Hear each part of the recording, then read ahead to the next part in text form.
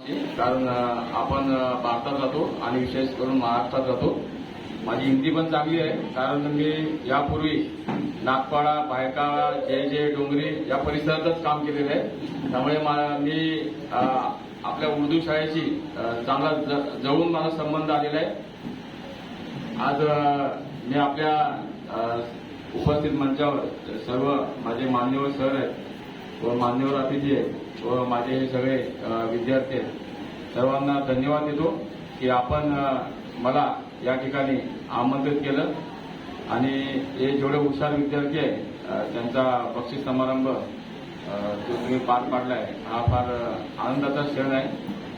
तर गुलाम मी एवढंच सांगेन, तुम्हाला सर्वांनी सांगितलेलं आहे, तुम्हाला मोटिवेशन स्पीच तर गोरे सरांनी दिलेलं आहे तुम्हाला की त्यांनी बघा शिक्षण कमी असून पुन्हा त्यांच्या आयुष्यामध्ये जे त्यांना नॉलेज प्राप्त झालं प्रत्यक्ष काम करताना ते फार महत्वाचं असतं. फक्त आपलं एज्युकेशनच आपण घेऊन मोठे होत नसतो. एखादा 4थी पास, 2री पास किंवा 6वी पास, 7वी पास व्यक्ती असतो ज्याला आपल्याला शिक्षण पुढचं घेता येत नाही, काही काम नसतं, कौटुंबिक अडचणी असतात. तसा गोरे साहेबांच्या होत्या तशा सर्वांचीच असतात. इथे बसलेले जेवढे पालक आहेत त्यांना पण माहिती आहे त्यांचं पण एज्युकेशन काहीतरी सुटलं असेल, तर असं एज्युकेशन सुटलं तरी सुद्धा आपण कधी खचून जाऊ नये कोणी. आणि आपल्याला आता जी पिढी आहे, आता मला तुमचं जे एज्युकेशन चालू आहे तर आपण वर्णाकुलर मीडियममध्ये काही, त्यामुळे आता समजायला नाही पाहिजे की मी कॉन्व्हेंटचा नाही किंवा मी सीबीएसई बोर्डाचा विद्यार्थ्यांना मी मागे राहू शकतो. तर मित्रांनो तुम्हाला सांगायला मला फार आनंद वाटतो की आपण जर मी जसं एमपीएससी पास होऊन इकडे आलोय तर माझ्या बॅचला मी बघितलं तर जेवढे 300-400 आम्ही अधिकारी होतो त्याच्यामध्ये क्वचित एक 20-30 अधिकारी इंग्लिश मिडियमचे असतील. बाकी सगळे आम्ही तुमच्यासारखे लहान शाळेमध्ये शिकलेले, सगळे सामान्य शाळेमध्ये, म्युन्सिपालिटी शाळेत असेल किंवा नगर परिषदेच्या, जिल्हा परिषद, त्याच्यामध्ये 70-80% मुलं सगळे जिल्हा परिषदेच्या शाळेमध्ये शिकलेले आहेत सर्व. त्यामुळे आपणही फ्युचरमध्ये मी जसा इकडे आहे तर तुम्ही पण माझ्या जागी येऊ शकता. पण त्याला मेहनत लागते. त्याला काय करायला लागेल, तुम्हाला तुमचा मोबाईल बाजूला ठेवावा लागेल. बरोबर आहे. मोबाईल हा पहिला टीव्हीला आमच्या काळामध्ये म्हणायचे इडियट बॉक्स, तसा आता मोबाईल आहे हा फार इडियट बॉक्स आहे. मोबाईलचा चांगला वापर आहे तसा वाईट वापर सुद्धा आहे. मोबाईलमध्ये बरेच चांगले आपण गोष्ट शिकू शकतो. पूर्वी आपल्याला काही क्लास नव्हते, आता समजा आपण क्लासला पैसे नसले तरी सुद्धा काही फ्रीलान्सर टीचर्स असतात, ते मोबाईलवर आपले एज्युकेशन देत असतात. फार चांगलं असतं, त्याचा फायदा तुम्हाला घेता येईल. आणि तुम्ही नंतर मोबाईलवर फेसबुक, व्हॉट्सअप वगैरे ते फालतूमध्ये तुम्ही कमेंट ऐकत बसाल किंवा रील्स बघत बसाल तर फार वाईट परिस्थिती आहे. तुम्हाला माझा आजपासून एकच लक्षात ठेवा, तुम्ही फार नाही 10-15 मिनिटं मोबाईल बघितलं तर ठीक आहे. कारण तो जो मोबाईल कमी बघितला तर मला असं वाटतं ते गोरे साहेबांना चष्मे वाटावं लागणार नाही. कारण तुम्ही आता जे म्हणता ना 2050 पर्यंत माणसाची दृष्टी जाणार आहे, तर त्याचं बेसिक तुम्ही जर कारण बघितलं तर हा मोबाईलच आहे सर्वात जास्त. बरोबर आहे, मोबाईल आहे. आणि आपण खायच्या सवयी आपल्या, आपण जंक फूड खातो, आपण हिरव्या पालेभाज्या वगैरे खातच नाही. त्यांचं बरोबर आहे, त्यांचं अजम्पशन फार महत्वाचं आहे. परंतु त्यांना जर तुम्हाला त्रास द्यायचा नसेल तर तुम्ही हेल्दी मुलांनी खाल्लं पाहिजे आणि मोबाईल आणि टीव्ही कमी बघितला पाहिजे. कारण एज्युकेशन फार महत्वाचं आहे. तुम्हाला माहित नाही एज्युकेशन आता एवढं वाद झालेलं आहे की मला आज 90% पडले, ठीक आहे, त्यांचं कॅलिबर चांगलं आहे आणि पडायला पाहिजे. पण मी तिथे मला जर 60 पडले तुम्ही काय करताय, तुम्हाला बरंच काय करणार काय. तुम्हाला एमएसएमई सेक्टर आहे, डिफेन्स सेक्टर आहे, बारीक थोडी कंपनी घरून काढू शकता, तुम्ही सॉफ्टवेअर करू शकता, हार्डवेअर बनवू शकता. आता आपण बघितलं तुम्ही किती मिसाईल वगैरे आपली टेक्नॉलॉजी आहे, त्याला काही एकटंच काय गव्हर्नमेंट काम करत नाही. त्याच्यामागे जवळजवळ 10 ते 15,000 कंपन्या असतात, त्याचे बारीक कंपोनंट असतात, डिव्हाइस होतात, जे तुम्ही बनवू शकता. आणि तुमचं नशीब एवढं चांगलं आहे, तुमचं अंबरनाथ सारखे ITI जे कॉलेज आहे तुम्हाला जवळ आहे, त्या कॉलेजमध्ये तुम्ही शिकला तिकडे तर तुम्हाला मॅन्युफॅक्चरिंग हब तयार करायला आपल्या भारताला वेळ लागणार नाही. आज आपण बघताय की जगामध्ये सगळीकडे आपल्यावर टेरिफ लादून ठेवले बाहेरच्या देशांनी 50%, 100%. त्यामुळे आपली अर्थव्यवस्था कुठेतरी कमजोर करण्याचा प्रयत्न करतायत.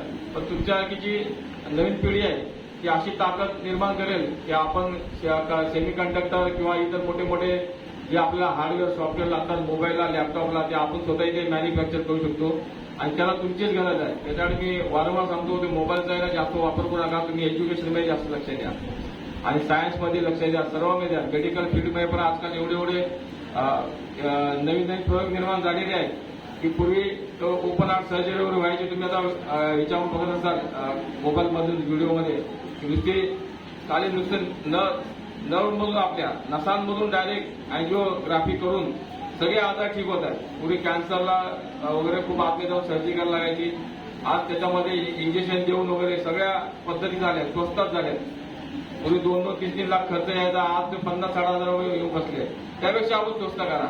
यांनी कसा देवाभाऊ चष्मा काढला तसं तुम्ही नवीन काहीतरी प्रयोग करा की ज्याच्यामुळे मेडिकल सेक्टर जरा स्वस्त होईल सगळ्यांचं. आणि सर्व जगात आणि ह्युमॅनिटीचा विचार करा.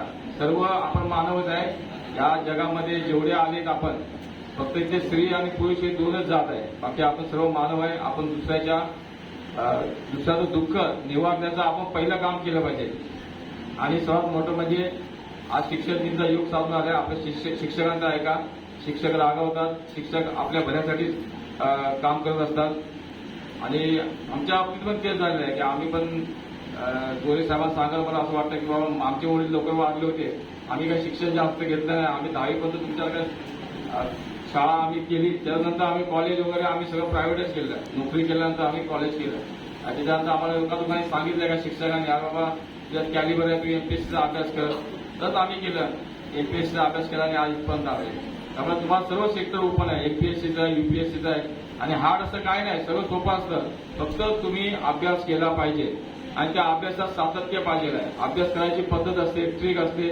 एखादा तुम्ही लेसन वाचलं किंवा कंटाळा आला तर विषय सोडून द्या. तेवढ्या पुरतं तुम्ही तो भाग हे करा. नंतर परत आपण त्याला भेटला पाहिजे एक अर्धा तासाने. बाबा मला काय समजत नाही, बरं मला नाही समजत तर मी माझ्या आई वडिलांना विचारलं पाहिजे किंवा माझ्या कलिगला विचारलं पाहिजे. त्यानंतर मग माझ्या शिक्षकांना विचारलं पाहिजे. असं एकही शिक्षक सांगा त्यांनी तुम्हाला 2दा-3दा समजवलं नंतर परत शिक्षक कधी म्हटले तुम्हाला की मला तुला कंटाळा आलाय, असं एकही शिक्षक बोलेल कधीच बोलणार नाही तुम्हाला. तुम्हाला ते शिक्षक आपले आहेत ना, तुम्ही वारंवार समजवून सांगणार तुला हे कधीच समजत नाही, किंवा अशा पद्धतीने कर, तशा पद्धतीने कर. त्यामुळे सर्व मुलांना मी हीच विनंती करेन आज शिक्षक दिनाचं औचित्य साधून की अभ्यासामध्ये लक्ष घाला, इतरांच्या भानगडीत पडू नका. अभ्यास हा सर्वात महत्वाचा आहे. एकदा तुम्ही चांगले एज्युकेटेड झाला आणि चांगल्या फील्डमध्ये गेला की सगळं ऑटोमॅटिक मिळतं. पैसे वगैरे सर्व गाड्या बिड्या सगळं येतं. पण त्याला तुम्ही आता शिकणं गरजेचं आहे. त्याचा दुसरा पर्याय तुम्हाला मेहनत. जसं गोरे साहेबांनी अशी मेहनत केली असेल, पण त्याला खूप परिश्रम लागतं. इथून मेहनत लागते, दिल से मेहनत करनी पडते उसको. आता तेवढे पेशन्स लोकांमध्ये नाही, कारण सगळ्यांना इन्स्टंट पाहिजे असतं. त्यामुळे मी वारंवार तेच सांगेन सर्वांना की एज्युकेटेड तुम्ही राहा, स्वतः अपडेट राहा. जगात काय चालले ते बघा, त्या ठिकाणी जावा. आता आपण म्हणतो एआय आलं, आता आपल्याला काय आयटी मध्ये सेक्टरमध्ये नोकऱ्या मिळणार नाही असं काही नाही. एआय एआय पण आपणच बनवलंय, माणसांनी बनवलंय. रॉबोटिक्स वगैरे आपण बनवलंय. भरपूर क्षेत्र आहे तुम्हाला, फक्त तुम्हाला अभ्यास करणं महत्वाचं आहे. जगामध्ये 3च लक्ष ठेवा, अभ्यास अभ्यास अभ्यास, बाकी काय नाही. म्हणजे असं म्हणत नाही की तुम्ही खेळू नका, तुम्ही खेळात 3 तास द्या, परंतु अभ्यास हा सतत करत राहा, नेहमी अपडेट राहा. शाळेमध्ये जेव्हा सर सांगतात, शिकवतात त्याच्यावर लक्ष द्या. एकदा लक्षात आपल्याला आलं गोष्टी की आपल्याला क्लासची वगैरे जास्त गरज पडत नाही आणि त्याचं रिव्हिजन करत राहा. सतत रिव्हिजन करत राहायचं. त्यामुळे आपण नक्की 100% सक्सेस आपल्या हाती आहे. एवढंच मी सांगतो सर्वांना, सर्व विद्यार्थ्यांना पुढील भविष्यासाठी मी माझ्या शुभेच्छा देतो. धन्यवाद.